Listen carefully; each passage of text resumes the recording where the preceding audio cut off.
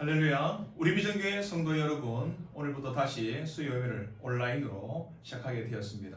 얼마나 감사한지 모릅니다. 자, 너무 오랫동안 쉬었기 때문에 우리 잠시 우리가 복습도 하게 될 겁니다. 29강 신자들이 죽을 때 받는 복, 우리가 오늘 지금 다시 시작하도록 하겠습니다. 우리 하나님 말씀 한번 보도록 하겠습니다. 고린도후서 5장 1절, 6절, 8절 한번 먼저 보도록 하겠습니다. 만일 땅에 있는 우리의 장막집이 무너지면 하나님께서 지으신 집, 곧 손으로 지은 것이 아니요 하늘에 있는 영원한 집이 우리에게 있는 줄 아느니라. 그러므로 우리가 항상 담대하여 몸으로 있을 때에는 주와 따로 있는 줄 아노니 우리가 담대하여 원하는 바는 차라리 몸을 떠나 주와 함께 있는 그것이라. 아멘. 우리 누가복음 23장 43절 함께 읽도록 하겠습니다. 시작. 예수님께서 이르시되 내가 진실로 진실로 내게 이르노니 오늘 내가 나와 함께 낙원에 있으리라 하시니라. 아멘. 자, 우리가 말씀을 이제 좀 보았는데요. 너무나 오랫동안 쉬었기 때문에 앞에 있는 부분들, 전체적인 부분들을 잠시 요약해서 복습을 하도록 하겠습니다. 웨스트민스터 신앙교리의 그 가장 기초가 되는 것은 1문부터 3문까지 내용입니다. 그 1문은요, 인간의 주된 목적이 무엇인가, 그것에 대한 답으로 하나님을 영화롭게 하는 것, 또 영원토록 하나님을 즐거워하는 것, 이렇게 되어 있습니다. 두 번째 2문은요, 하나님이 주신 유일한 규칙이 뭔가, 인간의 주된 목적을 이루기 위해서 하나님께서 우리에게 주신 규칙이 뭔가, 바로 성경인 것입니다. 하나님 말씀이죠. 그것이 어디에 있습니까? 신약과 구약에 있다라는 것입니다. 또 3문, 성경이 주로 가르치는 것은 무엇인가 라는 부분인데요. 크게 보면 두 부분으로 나눌 수 있습니다. 전체 부분인데요. 첫 번째 부분은 사람이 하나님에 관하여 믿을 것이 무엇인가에 대한 부분이고요. 두 번째는 하나님이 사람에게 요구하시는 의무가 무엇인가 하는 부분입니다. 자, 하나님에 관하여 믿을 것은 4문부터 38문까지 되어 있습니다. 오늘 우리가 배울 것은 37문인데요. 하나님에 관하여 믿는 것에 이제 거의 대부분 우리가 배웠다고 볼 수가 있습니다. 두 번째는 하나님이 요구하는 의무인데요. 이제 다음 주부터 이것을 우리가 보게 될 것입니다. 자, 하나님에 관한 것, 하나님에 관하여 믿을 것에 대해서는 크게 세 가지지만 성부 하나님, 성자 예수님, 또 성령님 이렇게 크게 나누지만 하나님에 대한 어떤 부분들 한번 속에서 타락이라는 부분들이 포함되어 있습니다. 함께 잠깐 볼게요. 3문부터 12문까지 하나님에 대하여서 말씀을 주고 있는데요. 하나님의 작정, 또 하나님의 그 실행, 그 실행이 되는 것들은 결국은 창조와 섭리로 된다라는 겁니다. 그리고 13문부터 19문까지 하나님께서 우리에게 복을 주시기를 원하지만, 그래서 우리에게 언약을 주셨지만 인간들은 그 언약을 지켜내지 못했다라는 것입니다. 그래서 결국은 타락하게 되었다. 그리고 그 타락의 결과가 어떻게 되었느냐? 하나님의 진노와 또 죄의 비참함에 놓이게 되었다라는 것입니다. 그래서 인간이 이제 이렇게 죄의 비참함에 빠지게 되었는데, 하나님은 그러면 과연 인간들을 그렇게 하나님의 진노와 죄의 비참함, 또 죽음 여기에 그냥 내버려 두시는가? 그렇지는 않다라는 거죠. 그래서 하나님께서 아들 대신 예수 그리스도를 이 땅에 보내시고 아들로 인하여서 우리를 구원하는 그 구원 사역에 대해서 20문부터 28문까지 기록하고 있습니다. 그리스도의 중보 사역, 그리고 그 중보 사역하는 우리 주님이 신분적으로 또 상태로 어떻게 나타나는가를 설명하고 있는데요. 신분은 여러분 아시죠? 삼중직이라고 그럽니다. 제사장직이 있고요. 또 선지자직이 있고 왕직이 있습니다. 그 세 가지 직분을 가지고 있었다는 것이고, 상태로는요, 우리 주님께서 이 땅에 하늘 보좌, 하늘 영광을 버리고 이 땅에 오신 것, 이것을 낮아지심이라고 할 수 있겠죠. 그리고 다시 죽으셨지만 부활하셔서 하나님 우편에 부활하셔서 하늘로 올라가셔서 하나님 우편에 앉아 계시는 것, 이것이 바로 높아지심이다, 이렇게 말할 수 있습니다. 그리고 이렇게 우리 주님께서 그러면 구원 사역을 이루어 주셨는데, 그 구원 사역이 우리에게 어떻게 효과적으로 적용될 수 있는가, 구원이 우리에게 어떻게 그 구원의 능력이 우리 가운데 적용되고 임할 수 있는가에 대한 부분들, 그것이 바로 29문부터 38문인데요. 효과적인 성령의 사역, 이렇게 말할 수 있습니다. 그래서 그 중보의 결과로 받는 이익들이 무엇인가, 성령께서 효과적으로 우리에게 적용시키셔서 그리스도의 구원이 우리 가운데 임하게 하신다라는 것입니다. 그리고 큰 두 번째는요, 하나님이 요구하는 의무인데 39문부터 107문까지 되어 있죠. 그리고 이것은요, 신앙의 행위, 삶의 요구, 우리의 하나님에 대한 의무, 신자들이 가져야 될 의무, 이런 부분들을 쭉 설명하게 됩니다. 자, 이제 36문, 우리가 37문을 오늘 할 텐데요. 바로 앞에 부분을 조금 더 우리가 한번 보도록 하겠습니다. 36문에 보면 이 세상에서 칭이 양자됨, 성화와 함께 생기거나 거기서 비롯되는 유익들이란 무엇입니까? 라고 했습니다. 자, 우리의 답을 한번 함께 읽도록 하겠습니다. 시작. 이 세상에서 칭이 양자됨, 성화와 함께 오거나 여기서 나오는 유익은 하나님의 사랑에 대한 확신, 양심의 평화, 성령 안에서의 기쁨, 죽는 순간까지 계속 은혜 안에서 자라며 보호되는 것입니다. 자, 이 생의 유익들이 여러 가지 있음을 우리에게 말해주고 있는데요. 우리 성령의 사역들이 효과적으로 나타나는 부분을 조금 보면, 구체적으로 보시면요, 성령의 효과적인 사역은 크게 세 부분으로 나눌 수 있습니다.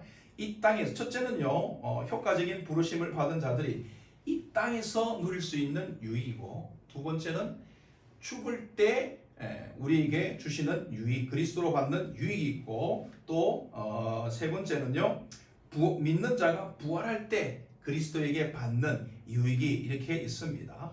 이 땅에서 받는 유익은요, 보면 33문에는 칭의, 34문에는 양자됨, 35문에는 성화, 그리고 36문에 이생의 유익으로 되어 있습니다.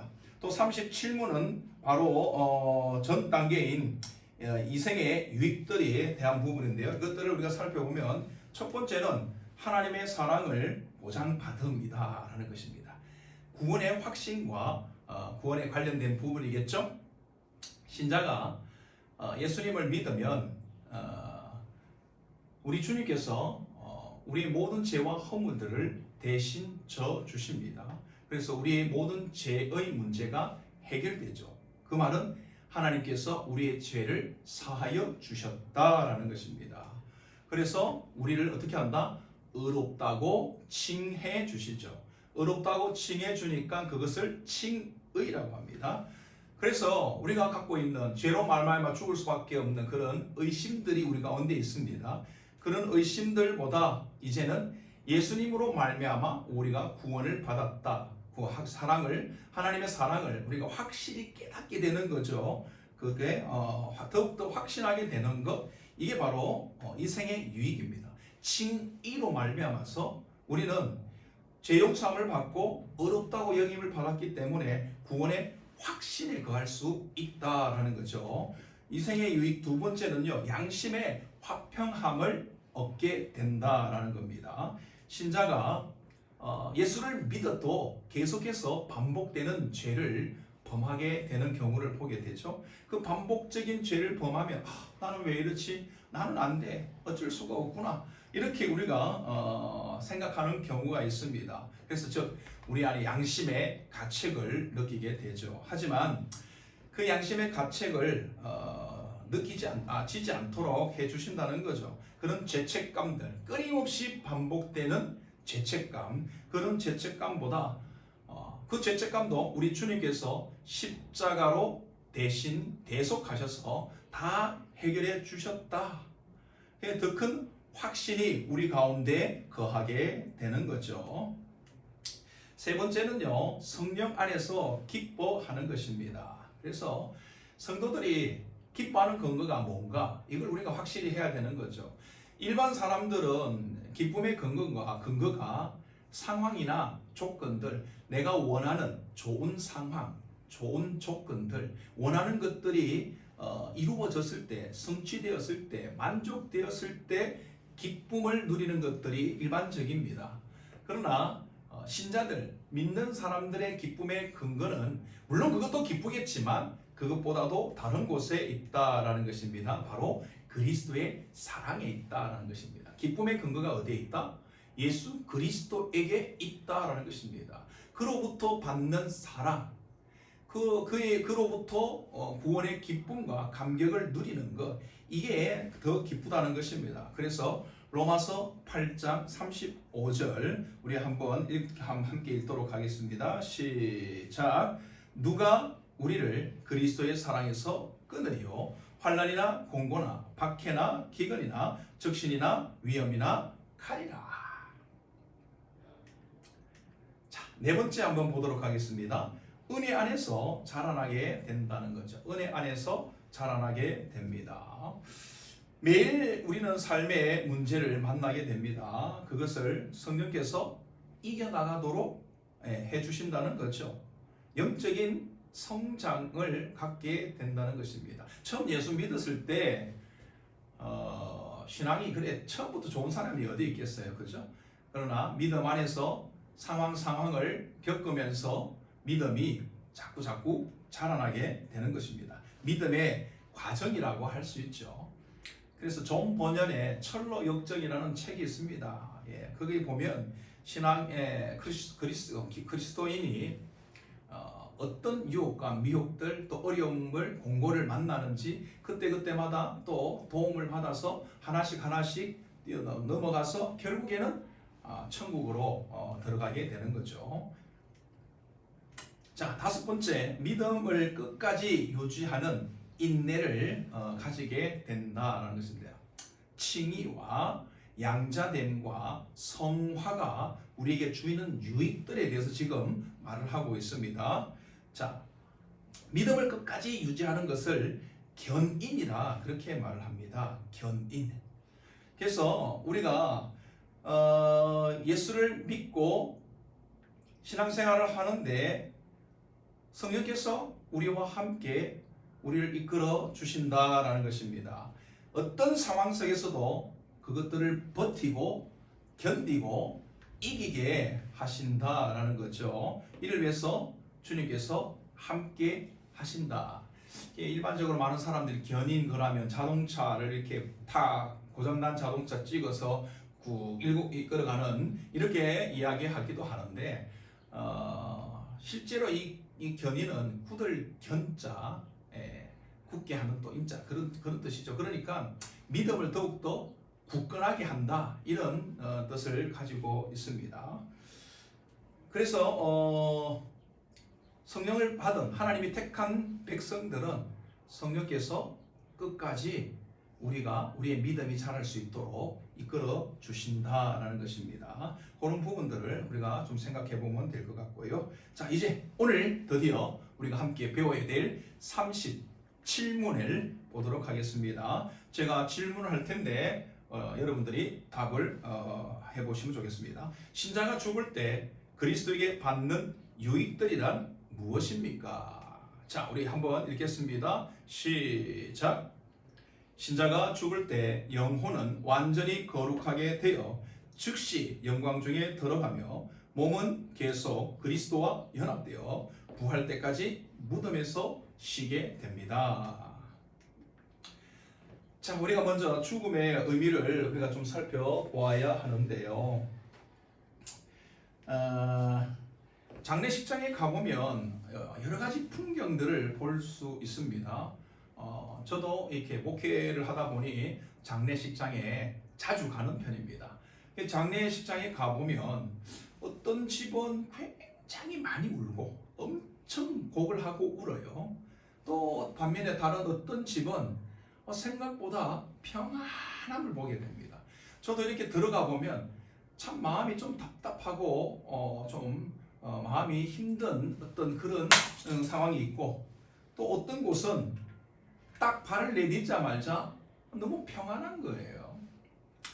어떤 집안이, 어떤 집이 장례가 이렇게 많이 오느냐, 곡을 하느냐, 대체로 보면 그 죽은 자를 생전에 잘 모시지 못하고 잘해주지 못하고 하여튼 못되게 굴든지 하여튼 그런 어떤 부분들이 있을 때, 뭐 한이 있을 때, 부족함이 있을 때, 미안함이 있을 때 더 크게 우는 것을 보게 됩니다. 반면에 평안한 집은 어떤 집들이냐, 대체로 보면 죽은 자가 살아있을 동안에 가까이하고 또 함께하고 섬기고 사랑하고 최선을 다한 그런 가정일 때 보면 좀 평안하죠. 그리고 또 곡을 많이 하는 곳은 일단 뭐 불신자들이 많고요. 특별히 유교에 관련된 부분들, 그런 생각들을 많이 갖고 있는 분들이 곡을 많이 하는 편입니다. 반면에 이제 평화로운 곳은 신자라 할지라도 좀 믿음이 굳건한 자들, 그런 가정들을 보면 장로님들 가운데 제가 몇 분 이렇게 가보니까 참 평안한 부분들이 있더라고요. 또 우리 뭐 잘 아는 한국 사회 보면 김환란 박사 같은 경우에 내가 죽을 때 수의를 삐지 말고 화려한 옷을 입히고 천국 환송곡을 불러달라, 그렇게 이야기를 합니다. 자, 우리가 이렇게 장례식장에 가보면 여러 풍경을 보게 되는데요. 어쨌든 이 장례식장에서 우리가 죽음에 대해서 말할 때 그 죽음이 유익이다, 좋다 라고 말하는 것은 참 위험한 발언이 될 수도 있다라는 거죠. 이게 참 조심해야 될 부분이라는 것입니다. 왜냐하면 잘못하면 섭섭해할 수 있기 때문에 그렇습니다. 그래서 이 죽음에 대한 부분들을 이야기할 때 우리가 참 조심해야 한다는 거죠. 어쨌든 그럼에도 불구하고 우리가 성경적으로 보면 또 신앙적으로 보면 분명히 죽을 때도 그리스도에게 오는 유익이 있다라는 것입니다. 그것을 우리가 알아야 되는데 어떤 유익이냐, 크게 보면 두 가지 유익이 있습니다. 인간이 죽을 때 몸에 대해서 또 우리 영혼에 대해서 두 가지 큰 유익이 있다라는 것입니다. 자, 한번 볼까요? 신자들이 죽으면 어떻게 되느냐? 낙원에 간다라는 것입니다. 낙원에 가게 된다라는 거죠. 그리고 부활 때까지 어떻게 한다? 쉬게 된다라는 것입니다. 반대로 불신자는 어떻게 될까요? 엄무에 간다라는 것입니다. 그리고 부활 때까지 고통을 받게 된다라는 것입니다. 자, 신자의 죽음은 성화의 과정을 다 거치고 나면 어떻게 된다? 거룩하게 됨을 우리는 보게 됩니다. 자, 이렇게 되는데요. 자, 영혼에 대해서 우리가 좀 살펴보도록 하겠습니다. 영혼의 유익. 우리가 이 대답에서 유심히 좀 봐야 될 부분은 from Christ. 여기 보이시죠? from Christ. from Christ. 그리스도로부터 오는 유익. 유익은 유익인데 어떤 유익이다? 그리스도로부터 오는 유익이다라는 것입니다. 그래서 이제 신자들이 받는 유익이 크게 두 가지로 지금 나타나는데요. 먼저 영혼에 대한 유익들을 한번 살펴보도록 하겠습니다. 영혼에 대한 부분들. 자, 일단 첫째는 거룩이 완성된다라는 것입니다. 거룩함이 완성된다. 예수를 믿고 나서 우리가 양자가 되고 또 이제 성화의 과정을 거치게 되겠죠. 처음부터 믿음이 좋은 사람이 없다고 말씀을 드렸습니다. 점점 더 믿음이 굳건해지게 되겠죠. 좋아지게 될 것입니다. 그런데 어느 시점에서 이제 죽게 되겠죠. 되는데 어떤 분은 신앙생활 열심히 해서 남들 보기에도 대단히 거룩하다, 이 정도면 참 거룩하다라고 말할 수 있는 사람들이 있죠. 한 뭐 우리가 볼 때 한 70%, 80%, 90% 정도 대단하다라고 하는 분도 있고요. 반면에 예수를 믿긴 믿었지만 신앙생활을 게을리하고 또 이렇게 거룩해지는 부분들에서 저렇게 믿어서 어떻게 될까 이런 생각을 가지게 하는 신자도 분명히 있습니다. 그런데 그 두 사람이 죽었을 때 어떻게 된다고요? 둘 다 100% 거룩한 영이 된다는 것입니다. 그 영은 어떻다? 100% 거룩한 영이 된다는 것입니다. 이 땅에서 뭐 50%다, 70%다, 90%다 그것은요 이후에 천국에서 상급과 관계가 있겠지만 죽음과 동시에 육체의 몸을 벗어버리는 영은 하나님 나라에게로 가는 자들, 예수 그리스도를 믿고 하나님께로 가는 자들, 천국에 가는 자들은 그 순간 100% 거룩해진다는 것입니다. 100% 거룩하지 않으면 하나님 나라에 들어갈 수가 없어요. 물론 그 100% 거룩해지는 것이 나의 열심과 나의 의로 된 것은 아니다는 것입니다. 그리스도께서 우리를 위해서 대속해 주시고 우리의 모든 죄와 허물들을 깨끗이 해결해 주셨기 때문에 우리가 그 덕을 받는 거죠. 그래서 우리가 이 땅에 살 때는 우리의 거룩함이 100% 나타나지 않지만 우리가 딱 죽게 되면 우리의 영은 그 순간 100% 새롭게 변화된다라는 것입니다.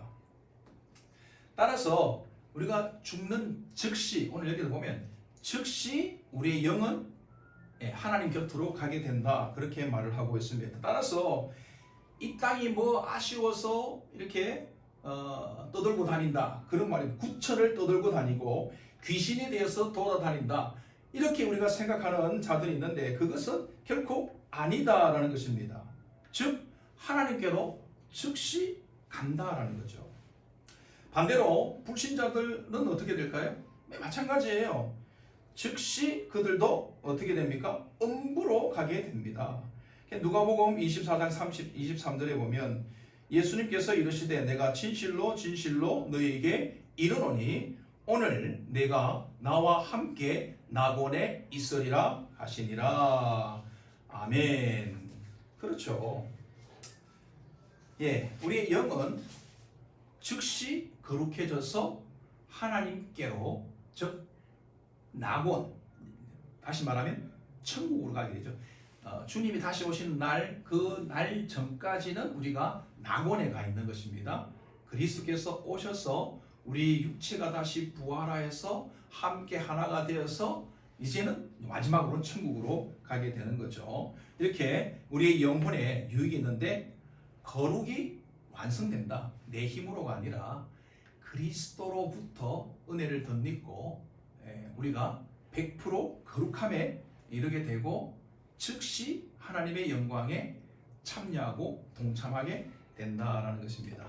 세 번째는요, 육체의 유익이 있습니다. 여기도 마찬가지예요.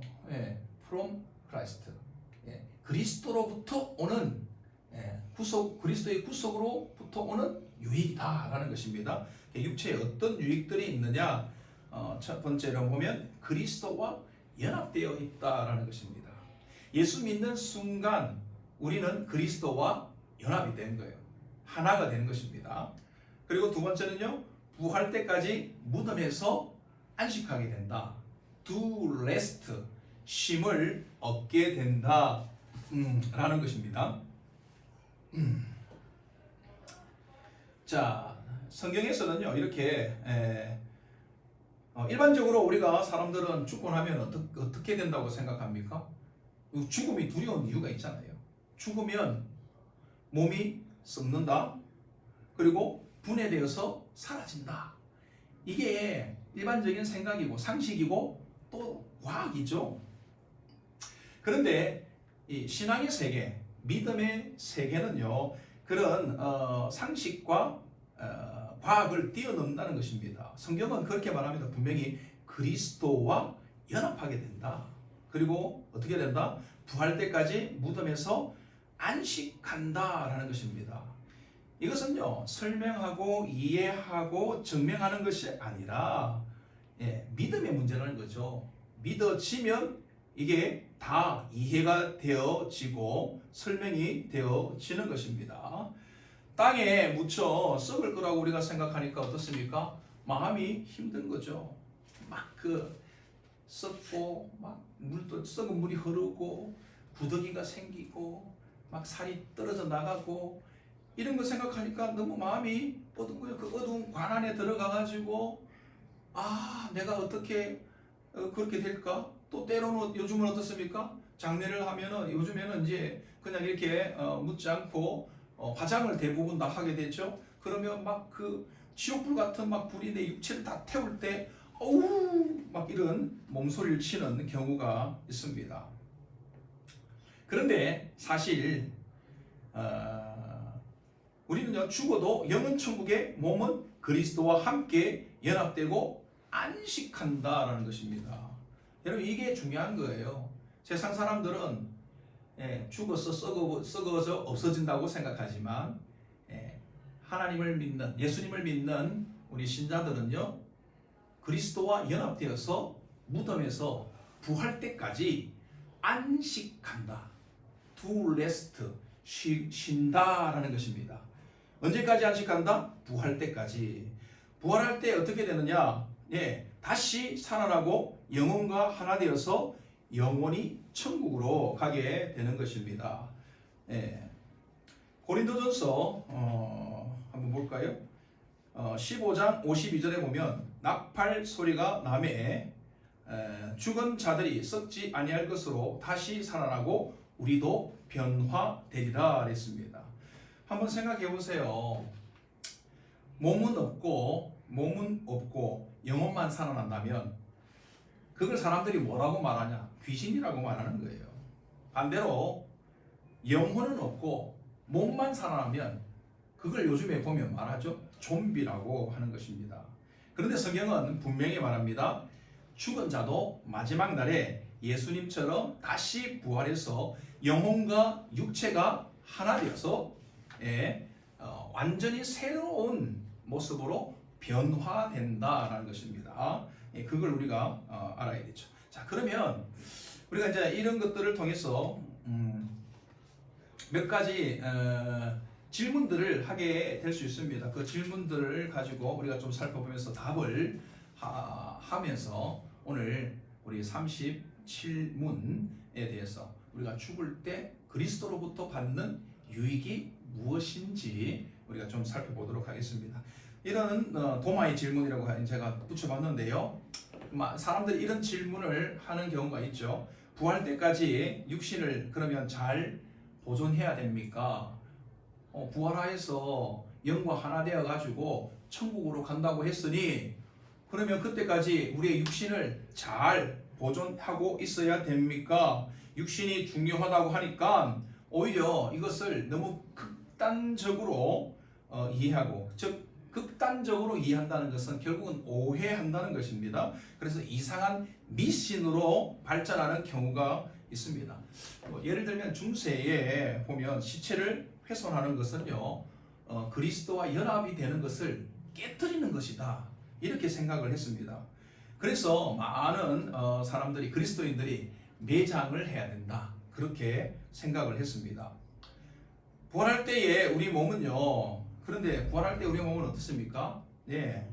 눈에 보이고 만질 수 있는 몸이지만 지금 우리의 몸과는 분명히 확연히 다른 몸이다라는 것입니다. 예수님의 부활 이후에 몸을 한번 보면 알 수가 있죠. 예수님께서 제자들이 문을 꼭 닫고 있는 그 현장에 가셨잖아요. 그리고 도마에게 보여주죠. 의심하는 도마에게 내 손을 봐라, 만져봐라, 옆구리에 손을 넣어보라.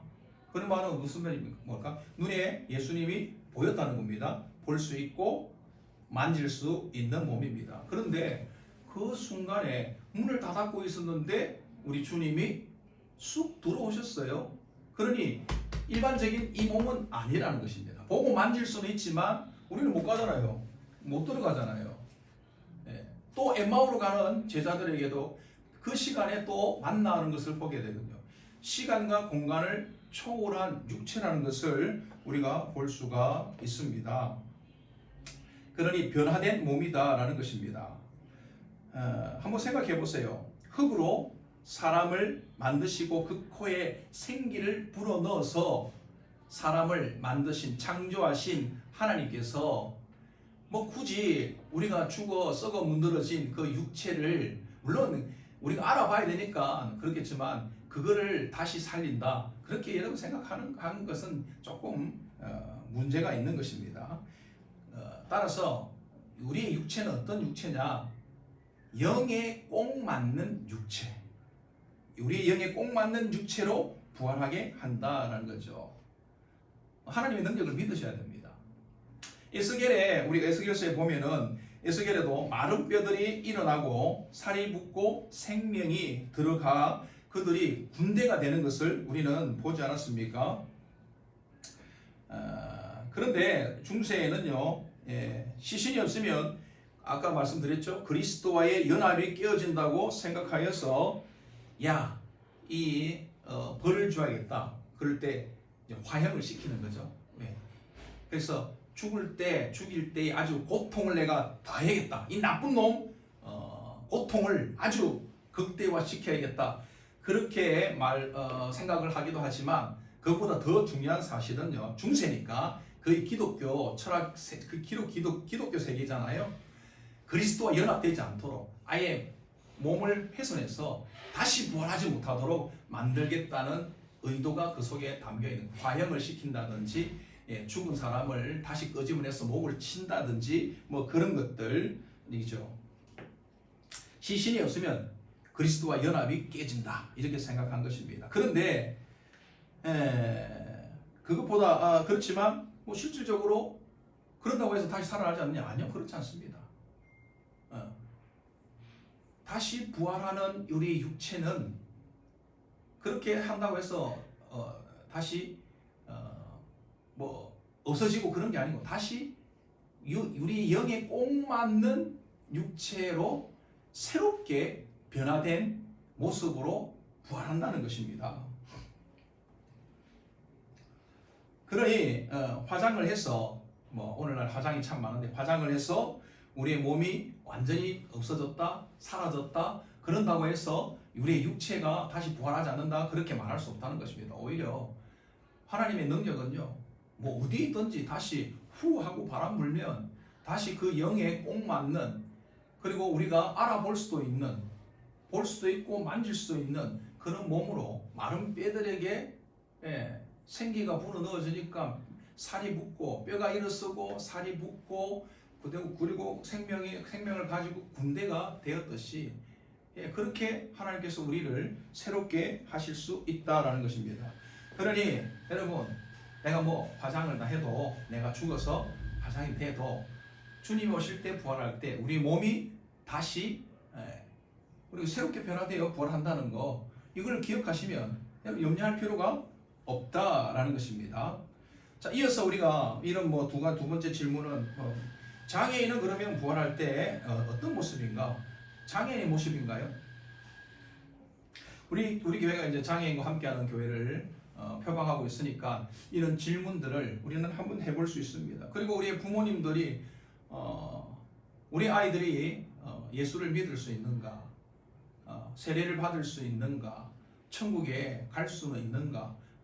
이런 또 천국에 갔을 때 어떤 모습으로 부활할까? 이런 것에 대한 고민들, 염려들, 걱정들이 있습니다. 일반적인 어떤 상식을 가지고 생각하면 참 마음이 무겁고 어렵지만 우리가 성경적으로 우리가 부활할 때의 모습이 어떤가를 정확하게 우리가 알고 있다면 여러분 염려할 필요가 없다라는 것입니다. 이건 앞에 질문과 일맥상통한 것이죠. 성경에 의하면 부활할 때 우리의 몸은 완전히 새로운 영에 꼭 맞는 몸으로 변화된다라는 것입니다. 이것은 과학을 초월하는 이야기죠. 지금의 형상과 크게 다르지는 않을 거예요. 하지만 똑같지는 않습니다. 엠마오로 가는 제자들이 예수님과 함께 했지만 한 번에 알아차리지는 못했거든요. 한참을 이야기하고 난 다음에 깨닫게 된 것을 우리가 보게 됩니다. 그러니 부활할 때에 우리의 몸은 영에 꼭 맞는 육체다. 이렇게 보시면 되죠. 어떤 건지 정확하게 우리는 말할 수는 없어요. 하지만 분명한 것은 영에 꼭 맞는 육체다. 주님이 그렇게 부활하셨으니까 우리 또한 그러한 모습으로, 그런 몸으로, 변화된 몸으로 부활하게 될 것이다 라는 것입니다. 그러니 저는 우리 장애인들도 그 영에 꼭 맞는 가장 좋은 모습으로, 우리가 알아볼 수는 있겠지만 지금의 있던 육신의 어떤 이런 몸이 아니라 새롭게 변화된 부활체로 부활하게 될 것을 저는 믿습니다. 여러분도 그렇게 믿으시면 좋겠습니다.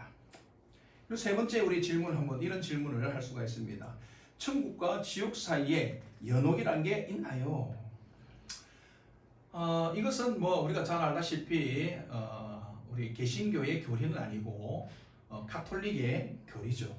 신자가 죽은 후에 부활하기 전까지 천국과 지옥 사이에 어느 지점에 연옥이라는 게 있다. 그곳에서 대기하고 있다가 생전에 지은 죄를 우리가 다 해결하면 천국으로 갈 수 있다라고 하는 그런 어떤 교리인데요.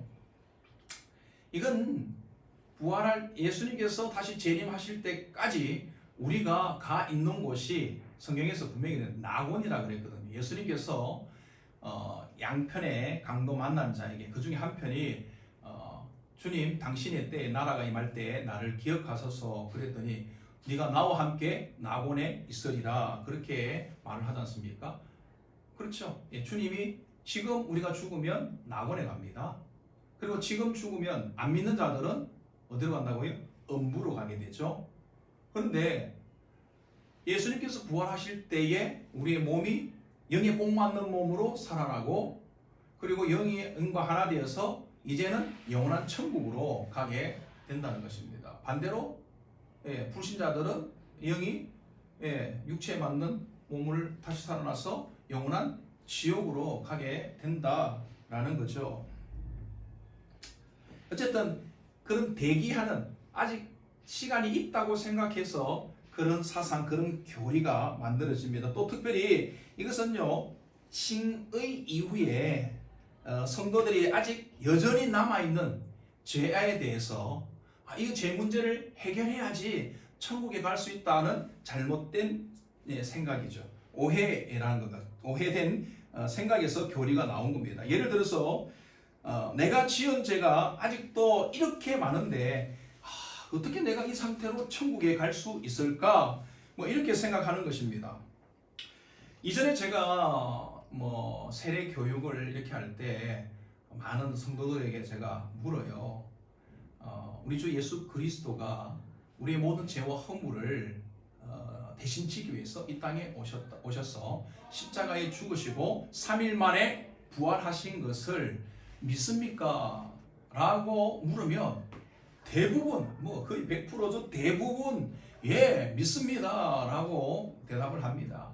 그러면 제가 한 번 더 물을 때가 있어요. 자, 그렇다면 지금 죽어도 천국에 갈 수 있습니까? 라고 물으면 세례문답자의 한 반 정도는 글쎄요, 내가 지은 죄가 많아가지고 아직도 내가 예수 믿은 지 얼마 안 되고 참 예수님을 위해서 내가 신앙생활도 열심히 아직도 하지도 않고 그랬는데 이 상태로 내가 죽으면 내가 구원받을 수 있을까? 천국에 갈 수 있을까요?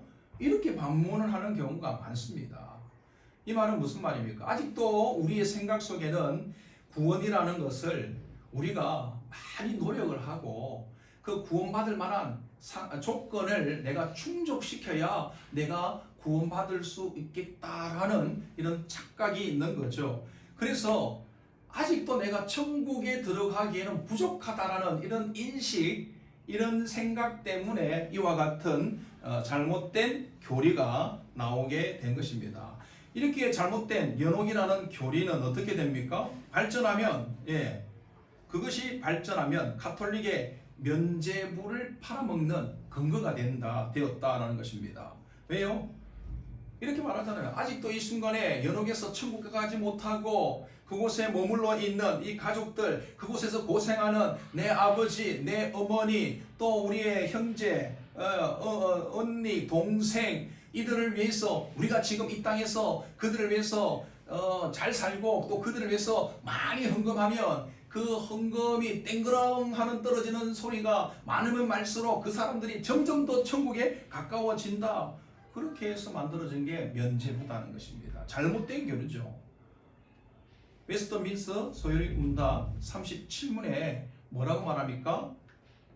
우리의 영은, 우리가 죽을 때 우리의 영은 즉시 낙원으로 간다. 하나님 곁으로 간다라고 말합니다. 여기서 중요한 것이 즉시예요. 자, 그리고 마지막 우리 문제를 한번 볼까요? 죽은 자들의 한을 그러면 달래줘야 합니까? 뭐 이것도 보면 그렇죠. 우리 이거 동양적 사상에서 이런 이야기들이 참 많이 나옵니다. 죽음은요 보편적으로 슬프고 괴로운 일입니다. 그래서 많은 나라, 특별히 동양에서는요 죽은 자를 위해서 울거나 또 그 혼을 달래주는 그런 의식들이 참 많습니다. 심지어 우리나라의 전통 장례에도 보면요 어떻습니까? 상주들이요 지팡이 들고 갓쓰고 하면서 곡을 하게 되죠. 문상을 이렇게 사람들이 문상을 하러 오면 이제 일어나서 아이고 그러면서 막 곡을 합니다. 문상 다 마치고 나가면요 언제 그랬는지 깨끗하게 또 가만히 아무렇지도 않게 있어요. 뭐 그렇게 곡하는 사람이었으면 아예 곡하는 사람을 돈을 주고 샀으라도 이렇게 죽은 자, 우리나라에서 망자라고도 하죠. 죽은 자가 구천에 떠들지 않고 그 천국 가는데 외롭지 않도록 그렇게 하라는 거죠. 요즘엔 그런 게 없는데 저희 작은 아버지가 돌아가셨을 때도 아주 좀 오래됐는데요. 그때 그 염을 하는 사람들이 하면서 뭐 하냐면 이렇게 묶을 때마다 돈 자꾸 내라 그래요. 천국 가는데 노잣돈이라도 좀 이렇게 챙겨줘야 마음 편하게 갈 수 있다고 자꾸 그러면요 막 아이고 죽은 자를 위해서 하늘 얼마나 힘들겠냐 그러면서 막 돈을 꽂아줍니다. 그거 다 쓸데없는 건데 그 참 죽은 자에 대한 미안함 때문에 그렇게 한다는 거죠. 그래서 죽은 자를 달래자는 그런 마음들이 있는 거죠. 그런데 신자의 죽음은 어떻다고요? 죽는 즉시 영은 낙원에 천국에 즉 천국에 몸은 그리스도와 함께 연합되어서 땅에 묻혀 있지만 안식한다는 거예요. 언제까지? 그리스도가 재림하시는 그날까지. 자, 그러니 따라서 죽은 혼이 뭐 제사밥을 먹으러 오니 상을 잘 차려야 된다. 제사상의 의미가 크게 없다라는 것입니다. 그런 인간의 마음을 미혹하는 사탄의 도구밖에 되지 않는다는 것입니다. 성경에도 뭐 그 비슷한 게 있잖아요. 사울이 신접한 자에게 너무 자기가 힘들고 어려우니까 신접한 자에게 엘리야를 불러달라. 그냥 불러 올렸어요. 그래서 그 엘리야의 말을 듣습니다. 그런데 그때 올라왔던 엘리야는 진짜 엘리야인가? 성경은 그가 진짜 엘리야라고 말하지 않습니다. 엘리야는요 이미 천국에 갔어요. 구천에 떠들지는 않습니다. 불러 올릴 수도 있는 것도 아니죠. 그 엘리야는 가짜 엘리야입니다. 사탄이 우리가 그걸 너무 바라고 원하니까 귀신을 통해서 엘리야 모습으로 나타나게 하는 것입니다. 그러니 여러분 우리가 착각하면 안 됩니다. 죽은 자는요 낙원이나 엉구나 즉시 가버리고 없다라는 것입니다. 따라서 우리가 뭐 이렇게 우리 한국에서도 추도 예배를 많이 하는데 사실 엄밀히 따지면 추도 예배는 그렇게 필요한 제도가 아니에요. 어쩌면 좀 타협하는 것이 될 수도 있습니다. 죽은 조상들에게 미안한 마음으로 추도 예배를 드린다면 그것은 엄밀히 말하면 그건 타협이고 그건 미신이에요.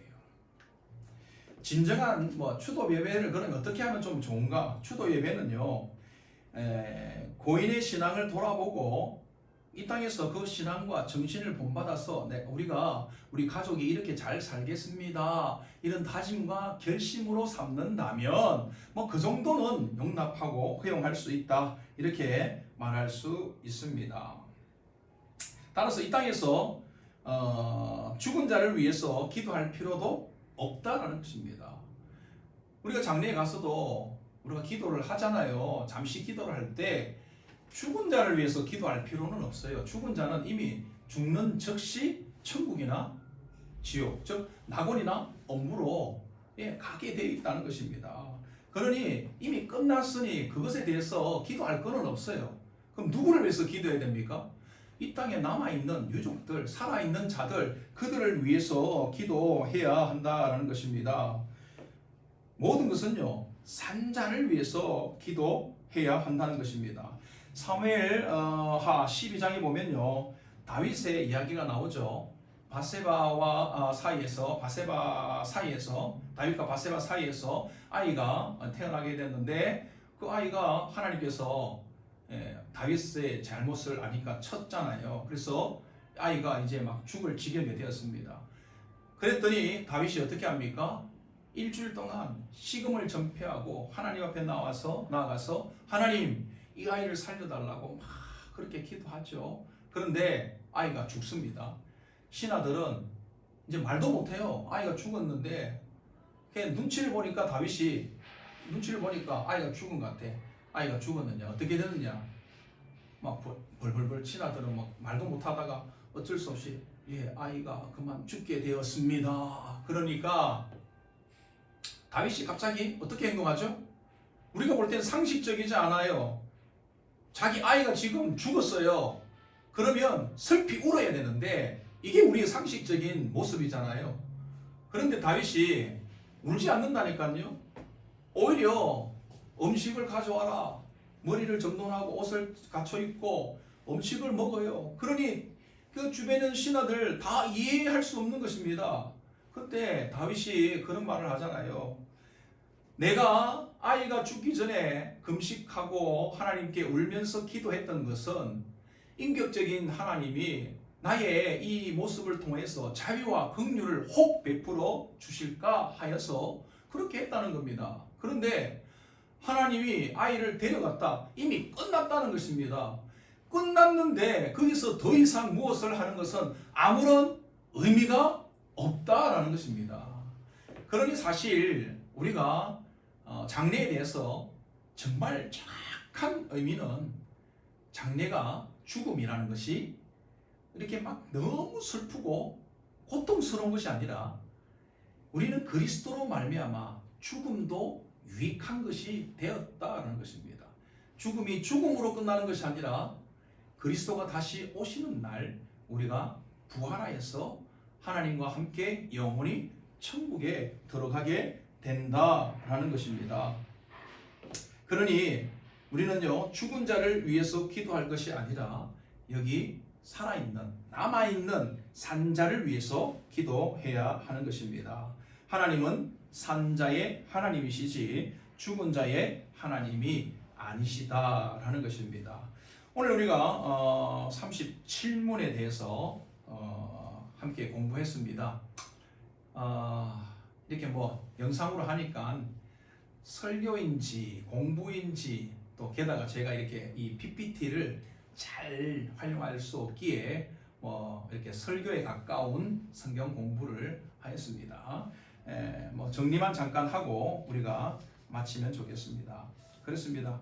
우리가 죽은 자의 죽은 자에게 유익이 있는가? 함부로 말할 수 없지만 신자의 죽음은 유익이 있다는 것입니다. 어떤 유익? 그리스도로부터 오는 유익이 있다라는 것입니다. 그래서 크게 두 가지라고 말씀드렸죠. 우리의 육체는요, 예, 거룩하게 되어서 완전한 거룩하게 되어서 즉시 하나님 곁으로 낙원으로 천국으로 가게 된다라는 것입니다. 네.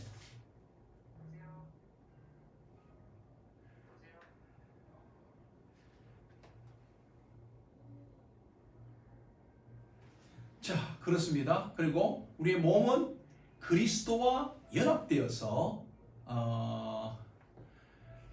땅속에 몸이 묻히지만 그곳에서 두 레스트 안식한다 라는 것입니다. 예, 그리스도로부터 우리는 이 두 가지의 큰 유익을 얻을 수 있습니다. 그래서 그동안에 우리가 가져왔던 죽음에 대한 생각, 또 장래에 대한 부분들, 뭐 귀신 이런 거, 여러분 우리가 또 개념을 바꿀 수가 있는 거죠. 오늘 우리가 말씀을 다 마쳤습니다. 뭐 중간에 핸드폰이 한번 울렸는데 이런 일이 없도록 좀 잘하도록 하겠습니다. 오늘 우리가 말씀들을 생각하면서 여러분들이 묵상하며 한번 기도하면 좋겠습니다. 아, 그렇구나. 내가 그동안에 가져왔던 죽음에 대한 생각들 너무 두렵고